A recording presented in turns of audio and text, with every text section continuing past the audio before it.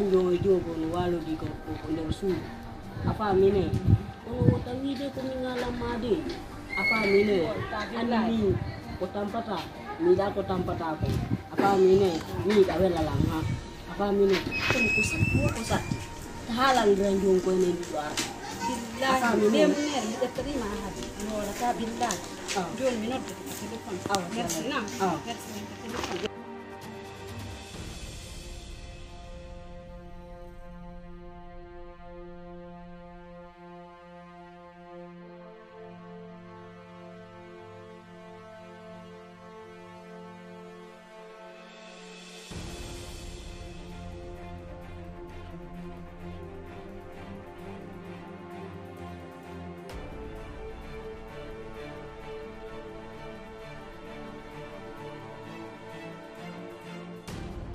Hey!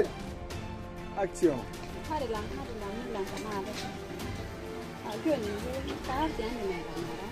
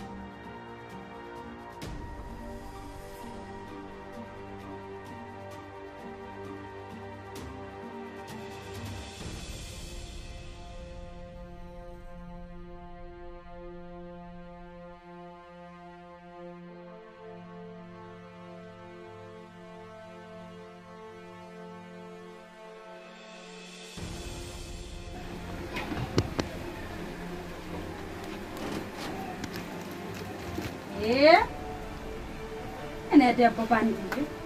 Ada apa boleh? Anda kadi kah? Rumah? Anda kadi ku arda ada pukul bandi je boleh? Ini kagak ambil wodi. Hari amda? Ada Alvin tu hilang kau hino kajaja mufat. Jangan binane no sop. No wondi e gidirare bandi ginere ko bandi gine bure bandi fotata bandi fu no fotte usasa wala ni fi yalla o goddum ni fala kala dufude mi na jona jama fi Alvin inu dalanda ka jaja ma Alvin yo Alvin da woni anda buri woluda Alvin ala bantala ko dum woluda wol Alvin e wala dugula wali ka wala ko woluda wali ka wala ko woluda bandi gine retraité bandi gine burama minwa bandi gine burama min sika bandi no minga Ake fiala Allah ake fiala ake dumo fiala ake dumo fiala ake dumo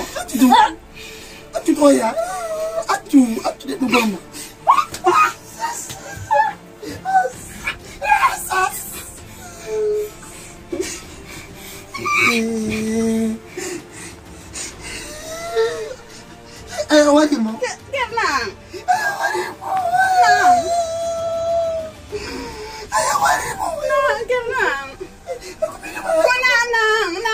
kenang wadi kata ko ba Kamu udah polisi semua. Kawari mo.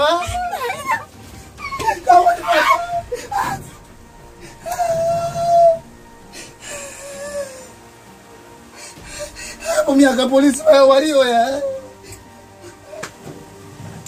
Ya.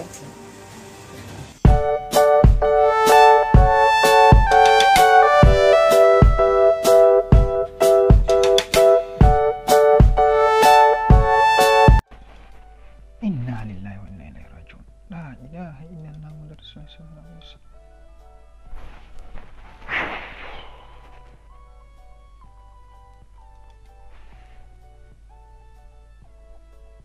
Halo? Tanaw ala ayura gol mango ke konto ndani ta ko sonkata. Voilà, bon wodi don seeda mi halna ma do goddum.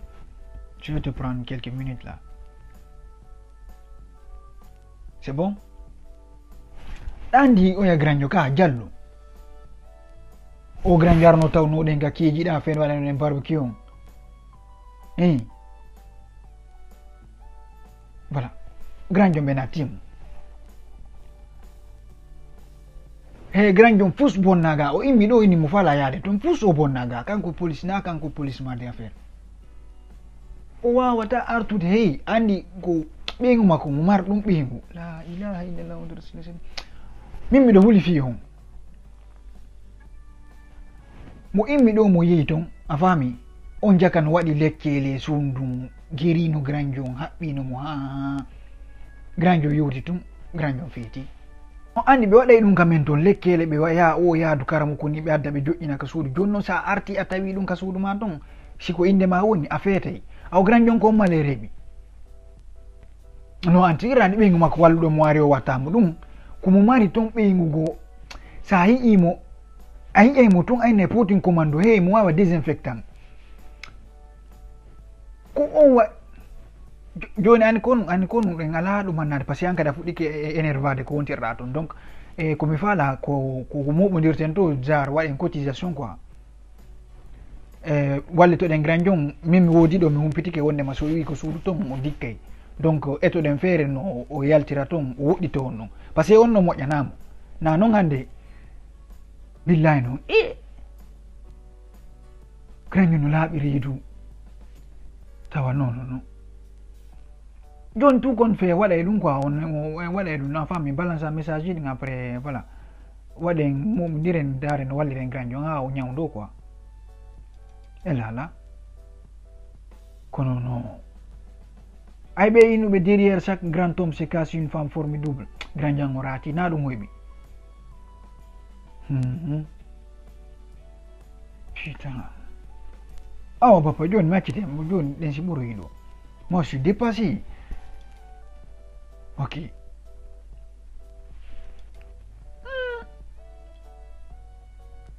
on ittamo ɗin situation ji ɗimo wonno fo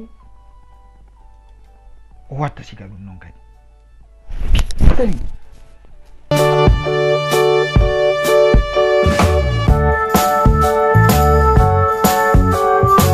Chef de poste. Ouais. Je suis venu voir mon frère. Mon frère? Oui. Son nom? C'est Alvin. Alvin. Il est là. Mais avant d'aller le voir d'abord, oui, vous devez payer 20 000 francs.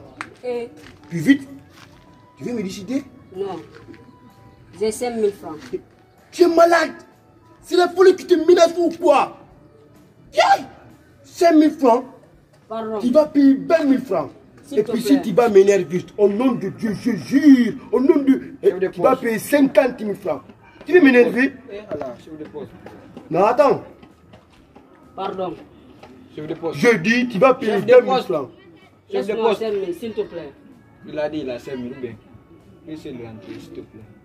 Hey, je suis ton chef, non? Oui, oui. Donc tu dois me respecter. Okay, okay. Est-ce que tu as bien entendu ça? Okay, voilà.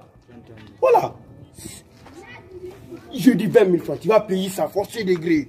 Avant de voir ton frère d'abord. S'il te plaît. Chef de poste. Fais à cause de Dieu. Donc, on va. Je ne sais pas s'il a mangé quelque chose ou bien s'il n'a pas mangé quelque chose. Voici les 5 000. Tu vois, un petit argent comme ça, 5 000 francs. Ah, ok. Maintenant, quand tu vas venir ici, maintenant, tu vas payer 60 000. Regardez un enfant tout seul. Lucas. Hé, toi, fais doucement, imbécile. On vient de réparer ça, tu forces ça encore. Malhonnête.